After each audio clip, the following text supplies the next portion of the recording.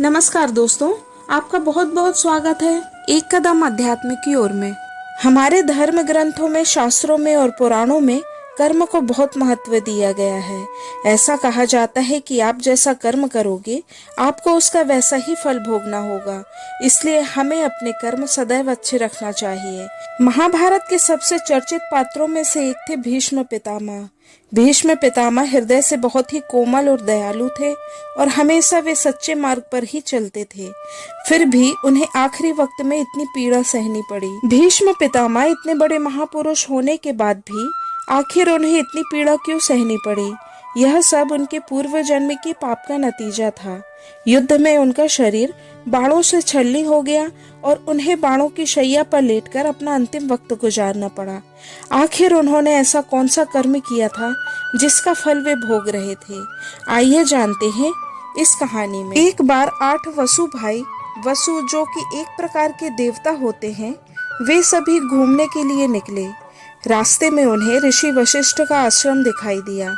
उस आश्रम में एक गाय बंधी हुई थी जो कि कामधेनु गाय थी। कामधेनु गाय बहुत ही सुंदर थी। उन 8 वसुओं में से एक वसु का नाम देव था। देव को कामधेनु गाय बहुत पसंद आई और वह उस गाय को चुराना चाहता था। उसने अपने 8 भाइयों को इस बात के लिए राजी कर लिया और उन सब ने मिलकर गाय को चुरा लिया।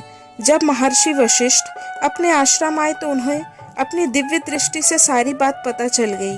क्रोधित होकर ऋषि ने वसुओं को मनुष्य योनि में जन्म लेने का श्राप दे दिया। महाभारत के अनुसार महाराजा शांतनु एक दिन हस्तिनापुर में अपने महल से शिकार करने के लिए निकले। गंगा नदी के किनारे पहुंचे तो उन्होंने देखा कि एक सुंदर स्त्री किनारे अकेले बैठी है, जिससे देखते ही वह मोहित हो गए और रथ रुकवाकर स्त्री से विवाह का प्रस्ताव रख दिया। वह स्त्री देवी गंगा थी। गंगा जी ने कहा कि मैं विवाह तो कर लूंगी, मगर मेरी एक शर्त है। परंतु महाराजा शांतनु ने बिना शर्त सुने ही हामी भर दी। इस पर गंगा ने कहा, राजन पहले शर्त तो सुन लीजिए। महाराज, शर्त यह है कि विवाह होने के बाद आप मुझसे ना तो सवाल पूछेंगे और ना मुझे किसी काम को करने से रोकेंगे। जिस दिन भी आपने ऐसा कर दिया मैं आपको तत्काल छोड़कर चली जाऊंगी। शांतनु ने शर्त सुनते ही कह दिया, बिल्कुल ऐसा ही होगा। विवाह के बाद राजा शांतनु बेहद खुश थे। कुछ समय के बाद गंगा जी ने एक पुत्र को जन्म दिया, परंतु वे उसे लेकर गंगा नदी में प्रवाहित करने के लिए चल दी और राजा शांतनु के देखते ही देखते उन्होंने अपने पुत्र को गंगा नदी में प्रवाहित कर दिया। परंतु शांतनु चुपचाप देखते रहे। राजा शांतनु ने देखा कि गंगा उनके बेटे को नदी में बहा रही है। वह उन्हें रोकने बढ़े, तभी गंगा की शर्त याद आ गई तो वे रुक गए। अपनी आंखों के सामने पुत्र को मरता देखते रहे और भारी मन से अपने महल लौट आए।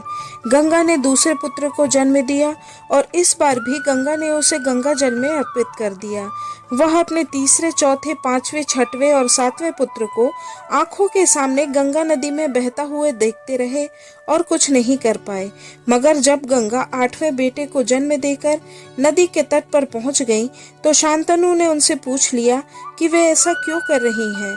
गंगा ने शांतनु से तब उनके पूर्व जन्म की सारी कथा सुनाई। गंगा जी ने बताया कि इन सभी पुत्रों की जन्म लेते ही मृत्यु होनी थी, क्योंकि इनका पृथ्वी पर जीवन सिर्फ इतना ही था। लेकिन इस 8वें पुत्र को अपना पूरा जीवन पृथ्वी पर गुजारना पड़ेगा और यही इसका श्राप था। इसी 8वें पुत्र का नाम देवव्रत था। इन्होंने अपने पिता की इच्छा पूरी करने के लिए आजीवन ब्रह्मचारी रहकर हस्तिनापुर की सेवा करने की भीषण प्रतिज्ञा की थी। इसी के चलते इनका नाम भीष्म प्रसिद्ध हुआ। इन्हें गंगा पुत्र भीष्म के नाम से भी जाना जाता है। ऋषि वशिष्ठ के श्राप के प्रभाव से वे लंबे समय तक पृथ्वी पर रहे और अंत में अपनी इच्छा मृत्यु से प्राण त्यागे। इच्छा मृत्यु का वरदान भी इनके पिता शांतनु ने इन्हें दिया था। महाभारत के युद्ध में अर्जुन के बाणों से भीष्म पितामह का पूरा शरीर छलनी हो गया था।